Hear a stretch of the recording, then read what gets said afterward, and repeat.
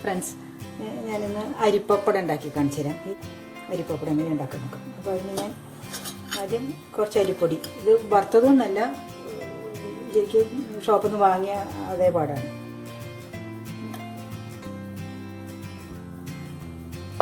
ഈ സ്പൂൺ കൊണ്ട് 2 സ്പൂണ് അരിപ്പൊടി ഇട്ടു.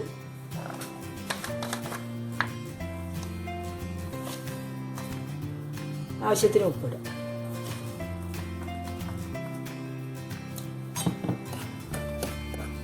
എന്നിട്ട് ഇതിലേക്ക് വെള്ളം ഒഴിക്കാം. വെള്ളം എത്ര അരിപ്പൊടി അനുസരിച്ചിട്ടാണ് വെള്ളം. ചില അരിപ്പൊടി കുറേ വെള്ളം മടിയും, ചിലത് കുറച്ച് വലിയ അങ്ങനെയൊക്കെയും. അപ്പോൾ നമ്മൾ ശ്രദ്ധിച്ചിട്ട് ഒഴിക്കാം. ഇതിൻ്റെ കൺസിസ്റ്റൻസി ഇങ്ങനെ ലൂസായിട്ട് വേണം.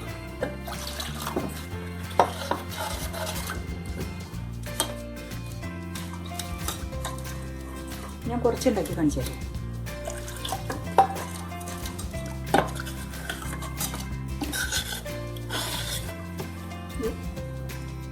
ഇപ്പോൾ പാകമാണ്.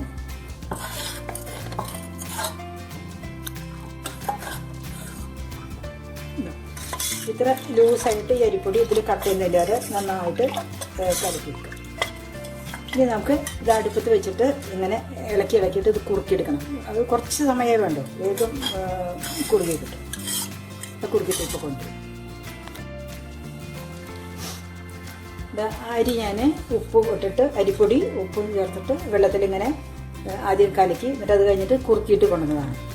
ഒരു 5 മിനിറ്റ് കൊണ്ട് ഇങ്ങനെ കുറുകി കിട്ടും. ലോ ഫ്ലെയിമിൽ വെച്ചിട്ട് നമ്മളിങ്ങനെ ഇളക്കിക്കൊണ്ടേയിരിക്കണം, അടി പിടിക്കും. അപ്പോൾ ഇങ്ങനെ കിട്ടിയിട്ടുണ്ട്. ഇനി ഇതിലേക്ക് നമ്മൾ 1 സ്പൂണ് എള്ള് ചേർക്കുന്നുണ്ട്.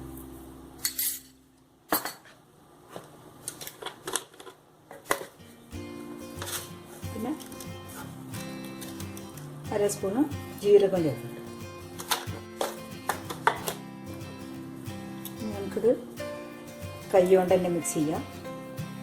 മിക്സ് ചെയ്യുന്ന സമയത്ത് കയ്യിലോട്ടാതിരിക്കാൻ അത് കുറച്ച് ഞാൻ ഒലിവ് ഓയിലാണ് ചേർക്കുന്നത്.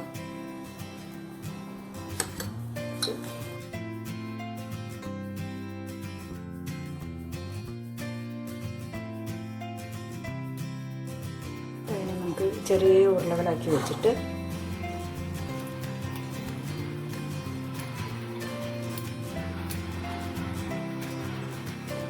പപ്പടമൊക്കെ പോലെ പരത്തിയെടുക്കുകയാണ്. ചപ്പാത്തി തട്ടുമ്പോൾ ഇട്ടിട്ട്, അല്ല ചപ്പാത്തിയുടെ പലകമ്പിലിട്ടിട്ട് കുറച്ച് അരിപ്പൊടിയിൽ ഇങ്ങനെ മിക്സ് ചെയ്തതിന് ശേഷം കാരണം കുറച്ച് പരത്താം.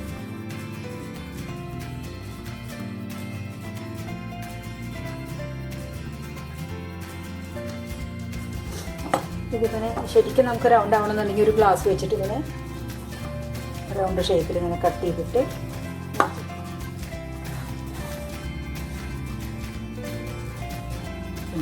കനം കുറച്ച് പപ്പടത്തിൻ്റെ ഷേപ്പായിട്ട്. ഇനി ഇത് നമുക്ക് ലേശ എണ്ണ തടവിയതിന് ശേഷം മൈക്രോവേവിൽ വെച്ചിട്ട് നന്നായിട്ട് ഉണക്കിയെടുക്കും.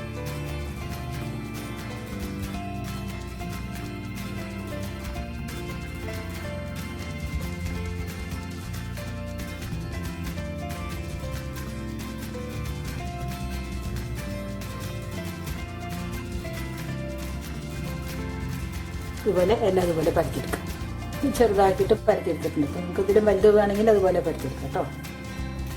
പൊട്ടുണ്ടെങ്കിൽ കുറച്ച് എണ്ണ കയ്യുമ്പിലും ചപ്പാത്തിയുടെ കോലുമ്പിലൊക്കെ പരത്തിയിട്ട് കുറച്ച് അരിപ്പൊടിയിൽ നോക്കിയിട്ട് പരത്തിയെടുക്കണം.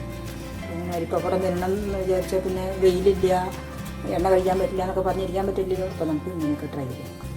ഇനി ഇത് ഞാൻ എന്താ ചെയ്യുന്ന അറിയോ, ലേശം എണ്ണ ഇതിന്മേൽ സ്പ്രേ ചെയ്തിട്ട് മൈക്രോവേവിൽ നന്നായിട്ട് ഉണക്കിയെടുത്തിട്ട് കൊണ്ടുവരാം കേട്ടോ. അപ്പോൾ ഞാൻ മൈക്രോവേവിൽ ഈ പപ്പടം പരത്തിയത് ഉണക്കിയെടുത്തിട്ടുണ്ട്. പിന്നെ ചുക്ക് പോലെ നോക്കൊന്നും വേണ്ട, ഇങ്ങനെയൊക്കെ ഉണക്കണം. ഇതിപ്പോൾ കുറച്ച് എണ്ണ സ്പ്രേ ചെയ്തിട്ട് നമ്മൾ ഈ എയർ ഫ്രയറിൽ വറുത്തെടുക്കാം. ഇപ്പോൾ ഈ അരിപ്പൊടി ഇങ്ങനെ ചപ്പാത്തി പലകേമ വെച്ചിട്ട് ചപ്പാത്തി കോലോട്ട് പരത്താൻ ബുദ്ധിമുട്ടാണെന്നുണ്ടെങ്കിൽ വേറൊരു പണിയുണ്ട്. 2 പ്ലാസ്റ്റിക്കിൻ്റെ ഷീറ്റുകൾ എടുക്കാം. ഒരു പ്ലാസ്റ്റിക് ഷീറ്റിൽ കുറച്ച് എണ്ണ പുരട്ടിയിട്ട് ഇത് ഉരുളയാക്കിയിട്ട് ആ പ്ലാസ്റ്റിക്കിൽ വെച്ചിട്ട് മറ്റേ പ്ലാസ്റ്റിക് കൊണ്ട് കവർ ചെയ്തിട്ട് ഒരു ഗ്ലാസ് കൊണ്ട് ഇങ്ങനെ അമർത്തതിൻ്റെ മീതെ. അപ്പോൾ നമുക്ക് നല്ല ഇതുപോലെ പരത്തി കിട്ടും. പക്ഷെ അത് പ്ലാസ്റ്റിക് ഉപയോഗിക്കേണ്ടെന്ന് കരുതിയിട്ടാണ് ചപ്പാത്തിയുടെ പലകേമിൽ പരത്തിയത്.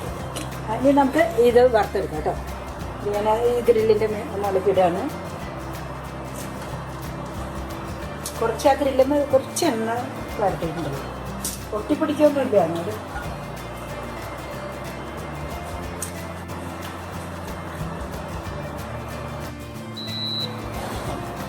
എയർ ഫ്രയർ ഒഴിച്ചിട്ട് ടെമ്പറേച്ചർ 20 ഉണ്ടാവും. 10 വെച്ച് നോക്കാം.